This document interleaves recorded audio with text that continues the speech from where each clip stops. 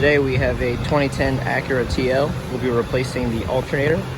First thing we're going to do is go ahead and start removing the covers. The front one here, and then the side one right here to get to the alternator. But before we even mess with the alternator, we're going to first use a number 10 wrench or a socket and remove the negative terminal to disconnect the battery from the vehicle. So let's go ahead and do that, and then we'll get the covers off the way. All right, so first thing I did after removing the negative terminal on the battery and the cover covering everything up, just went ahead and removed the drive belt with a number 15 socket and a ratchet. Went ahead and put on the tensioner right here. Pull it forward that direction towards the car, the firewall, and just pull the belt off. So now you see the alternator just exposed without the belt on it. So now what I'm gonna do is try to make as much space as possibly can. So I'm gonna pull this back, releasing this little wire harness here, and get that out the way a little bit. And now with the number 10 socket, I'm gonna go ahead and remove this bolt, as well as the one here holding the AC line, just to swing it out the way, give us a little more space to work with, and basically you'll see what we can do from there. So now I'm just gonna go ahead and disconnect the wire here. Using a number 12, I'm gonna remove this from the alternator. Go ahead and unplug this. The plug is gonna be on the side facing the fan, or the little tab pull. And I'm gonna go ahead and also remove that plug down there and a little clip holding the wire harness to the alternator here, and just get all this out the way and give us a little space to work with. So now with a number 12, we're gonna go ahead and remove the bolt here. If that one is actually, we'll probably just remove this one up here. So with number 12 socket, gonna go ahead and remove this bolt up here up top. There's two right here, one that actually goes to the alternator and one that goes to the engine block itself.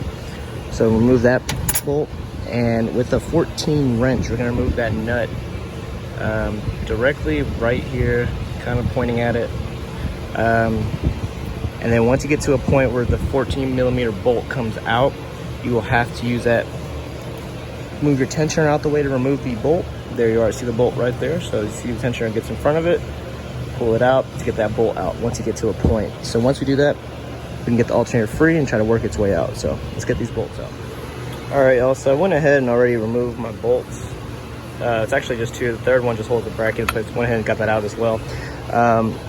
I also removed the pulley on the tensioner. It is a reverse thread, so just go the other direction, lefty-loosey, go right instead of left to remove it. Really, you don't have to. I just did just to give me a little extra clearance when I remove that bolt at the bottom there. So no big deal. Moved it out of the way, just put it back on later. So like I said, just remove that pulley if you want. Don't have to, but I've removed everything holding the alternator in place now. Next thing I'm gonna do is I'm gonna just go ahead and remove this coolant reservoir out the way. It should just be held in with the grommet, I believe. So just pull it out, and we should have proper clearance to get it out. Just kind of work around the AC line and it should be good. So let's get this out of here. All right, so I got the compressor removed. Earlier I said it was held in, the coolant reservoir was held in by a grommet. It's actually by this little bracket here, just slides out. So after I slipped it out, just kind of wiggled around, moved this up to the side, pushed the AC line to the side, and just wiggled it out. Came right out. So now we're just gonna slide the new one into this bracket, slide that bolt in, and then put the bracket on top as well. So I got my alternator in, tying down the two 12mm bolts up here with this bracket holding to the alternator, and the other part going to the engine block, and that 14mm down there already tightened in. So before I actually start connecting everything to the alternator again, I'm gonna go ahead and put that pulley for my tensioner back on. Remember, it is a reverse thread, so to the right will be removing it. So go ahead and take that off. If you took it off, then go ahead and reinstall your tensioner pulley. So I'm gonna go ahead and get that off, put it back in, and then I'm gonna put my drive belt back on. Since it's already off, I can give y'all a little view of how it should be. So my belt should go around the crank pulley here. So around that, around the AC compressor down there, and it's gonna go around above to the alternator, and the bottom side of this like so. If the tensioner were here, we'll go directly under the tensioner like that. So just like that, exactly how it is now, except the pulley will be here. So I'm gonna get that pulley back on and then put my drive belt back on. So I got the drive belt back in. Also went ahead and clipped this back in to the side of the bracket here.